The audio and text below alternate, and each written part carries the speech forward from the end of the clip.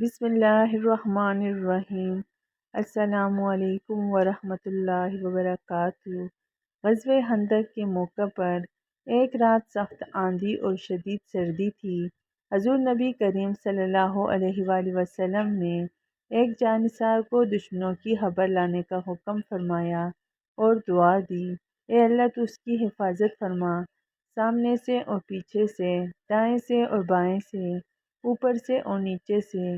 وہ جانثار صحابی رضی اللہ تعالیٰ عنہ کہتے ہیں کہ دعائے نبی کے بعد گویا مجھ سے سردی بالکل جاتی رہی۔ ہر قدم پر یوں معلوم ہو رہا تھا کہ گرمی میں چل رہا ہوں۔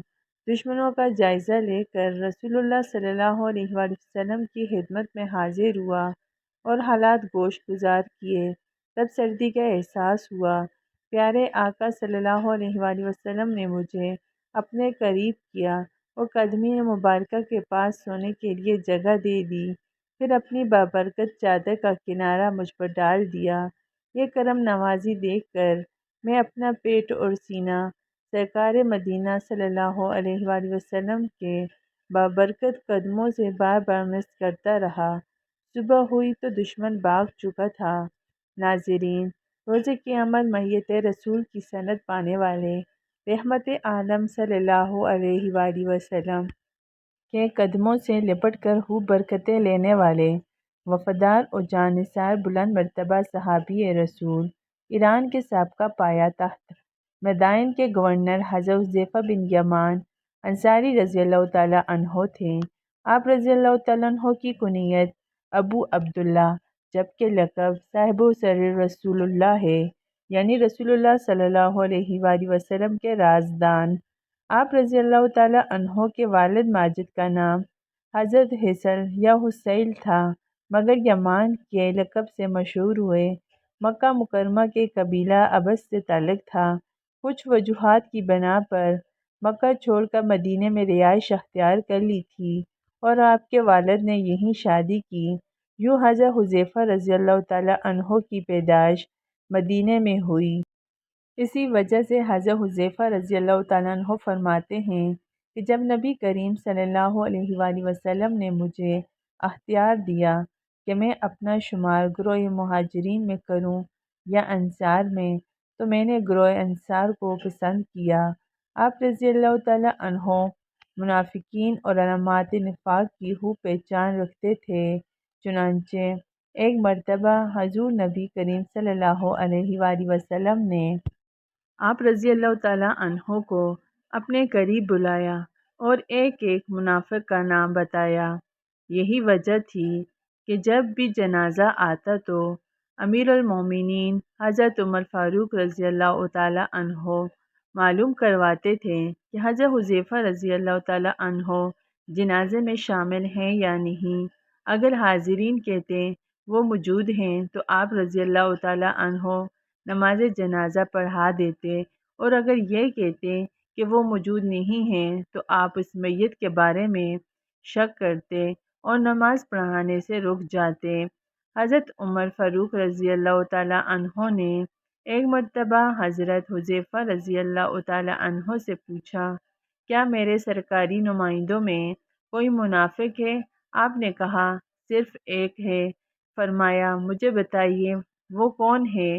کہا، میں اس کا نام نہیں بتاؤں گا۔ حضرت حذیفہ رضی اللہ تعالیٰ عنہ فرماتے ہیں، تھوڑے عرصے ہی بعد حضرت عمر رضی اللہ تعالیٰ عنہ نے اس نمائندے کو منصب سے الگ کر دیا۔ مجھے یوں معلوم ہوا کہ اس سلسلہ میں اللہ تعالیٰ نے حضرت عمر رضی اللہ تعالیٰ عنہ کی رہنمائی فرمائی۔ ایک مقام پر آپ رضی اللہ تعالیٰ عنہ فرماتے ہیں کہ اللہ کی قسم میں نہیں جانتا کہ میرے ساتھی بھول گئے ہیں یا جانتے ہوئے انجان بن رہے ہیں، واللہ دنیا کے خاتمہ تک جتنے بھی ایسے فتنہ پرور لوگ آئیں گے جن کے پیروکار 300 یا اس سے زائد ہوں گے، ان سب کا نام، ان کے باپوں کا نام، ان کے قبیلوں کا نام رسول اللہ صلی اللہ علیہ وآلہ وسلم نے ہمیں بتا دیا ہے۔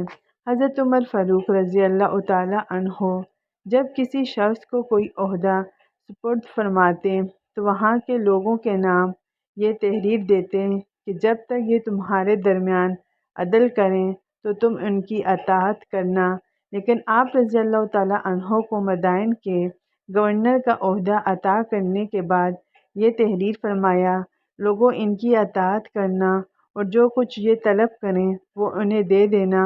آپ رضی اللہ تعالیٰ عنہ نہایت سادہ طبیعت تھے اور تکلفات میں پڑنے سے بچتے تھے، چنانچہ دراز گوش یعنی گدے پر سوار ہو کر بڑی بے نیازی سے دونوں پاؤں ایک جانب لٹکائے ہوئے شہر مدائن میں گورنر کی حیثیت سے داخل ہو گئے، جبکہ شہر کے لوگ منتظر ہی رہے اور اندازہ بھی نہ لگا پائے کہ نیا گورنر کون ہے۔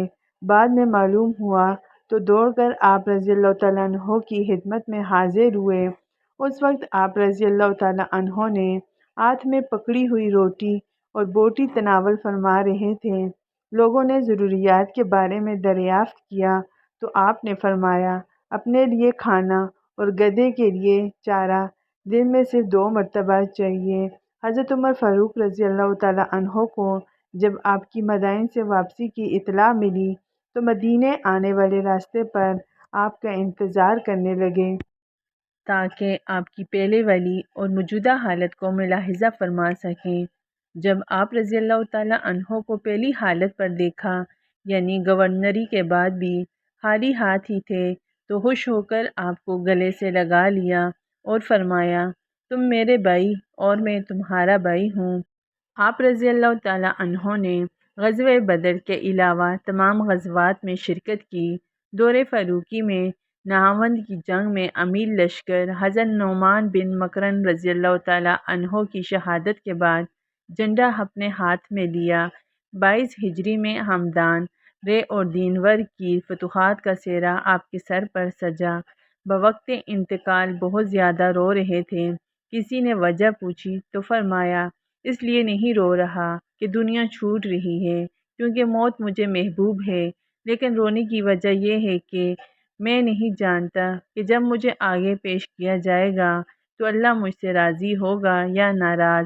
آپ رضی اللہ تعالیٰ عنہ کا وصال مبارک خلیفہ ثالث حضرت عثمان غنی رضی اللہ تعالیٰ عنہ کی شہادت کے 40 دن بعد 28 محرم الحرام 36 ہجری کو مدائن سلمان پارک میں ہوا۔ یہیں آپ رضی اللہ تعالیٰ عنہ کا مزار پر انور ہے۔